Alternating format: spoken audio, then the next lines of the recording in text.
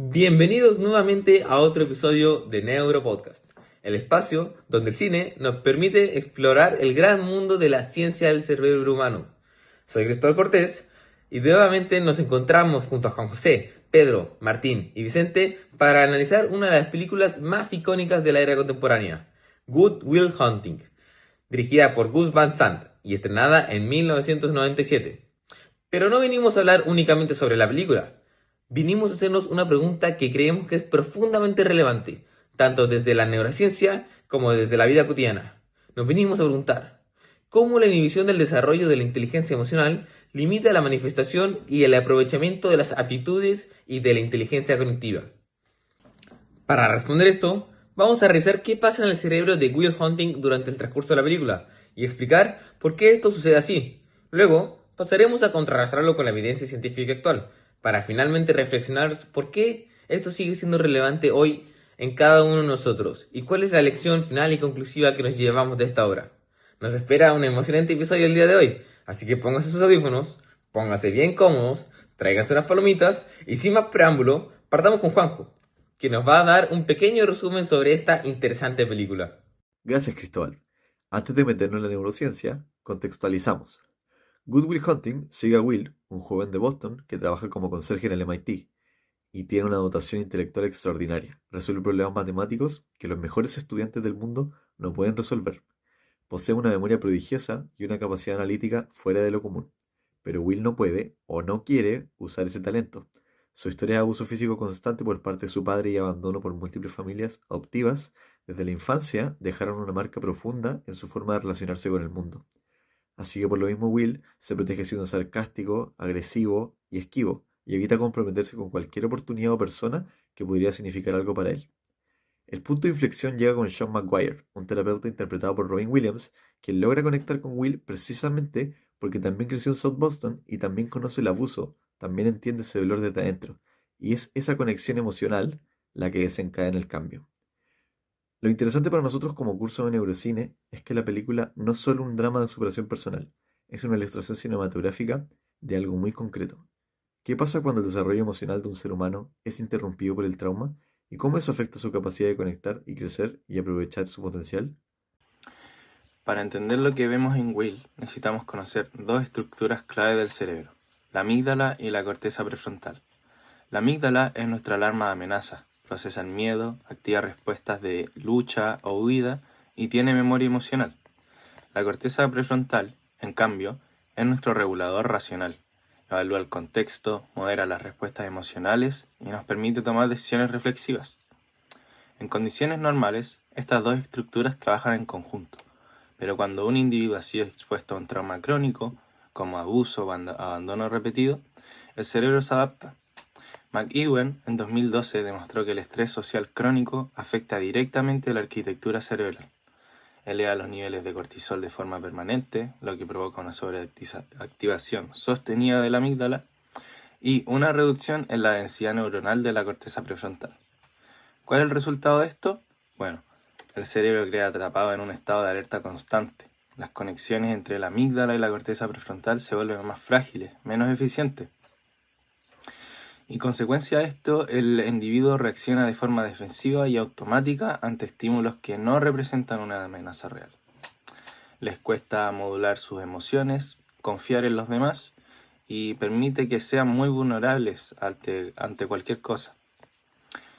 Gottfriedson y Becker en 2023 demostraron que específicamente el trauma pasado impacta en la inteligencia emocional, la capacidad de percibir, usar y entender y manejar las emociones propias y ajenas. Y Kulkarni y Belal en 2023 también agregan que una baja inteligencia emocional en los adolescentes es un predictor significativo de trastornos de salud mental. Lo que la ciencia nos dice, en resumen, es que el trauma infantil no solo duele emocionalmente, sino que también cambia físicamente el cerebro. Y son estas modificaciones las que afectan directamente en cómo una persona puede moverse por el mundo. Bueno, volviendo a la película, ¿qué tan fiel es la presentación de Will Hunting a lo que se habla en neurocine? Bastante. No, Will no tiene problemas de inteligencia cognitiva. Resuelve ocasiones en segundos, deja en evidencia a mismos estudiantes de Harvard que él tiene una memoria casi fotográfica, como vemos cuando está defendiendo a su amigo en el bar, de este estudiante que lo quiere dejar en ridículo, diciéndole hasta la página de donde se encontraba la cita. Algo realmente como que impresionante. Pero lamentablemente su corteza prefrontal no puede regular adecuadamente su amígdala. Cada vez que alguien se acerca, su sistema de alarma entra en modo defensivo y decide siempre alejarse. Esto se traduce en una conducta muy concreta dentro de la película. Usa su inteligencia como arma, no como herramienta. El sarcasmo, la confrontación verbal, la rapidez mental, demostrando a las personas que están mirando, tanto como a las otras personas con las que está interactuando, de que él es mejor que ellos. Necesita sentirse que está en control de la situación. Son mecanismos de defensa que le permiten mantener los demás a distancia y así evitar el riesgo de ser abandonado o, bueno, lastimado. Esto se ve especialmente con su pareja Skyler. Ella es alguien que genuinamente Will quiere, eso se puede notar, pero el miedo al abandono y la intimidad lo lleva a sabotear esa conexión. No es irracionalidad realmente. Desde el punto de vista de su cerebro, retirarse antes de ser rechazado es mucho mejor que el rechazo mismo. Y bueno, ser lastimado nuevamente, especialmente por alguien que empezó mal. Y luego de la escena está la famosa escena de Sean, el psicólogo, cuando le dice no es tu culpa. La frase repetida no así simplemente así como un formato cinematográfico para dramatizar la escena, sino es una ruptura de lo que es el esquema de la mente de Will, lo cognitiva emocional que está profundamente arraigado a él. Will no cambia porque alguien le haya hecho más inteligente, y de hecho eso se puede probar constantemente. El rechazo que sentía cuando, bueno, lo estaban obligando, como él decía, hacer estas ecuaciones matemáticas, sino que cambió porque por primera vez alguien lo ayudó a procesar los traumas que antes él simplemente ignoraba. La película en este sentido muestra lo que la neurociencia respalda. La inteligencia cognitiva no solo garantiza el bienestar ni el desarrollo personal. Sin inteligencia emocional, el talento queda atrapado detrás de los muros que uno propiamente se construye. Bueno, ¿por qué nos importa tanto este tema a día de hoy?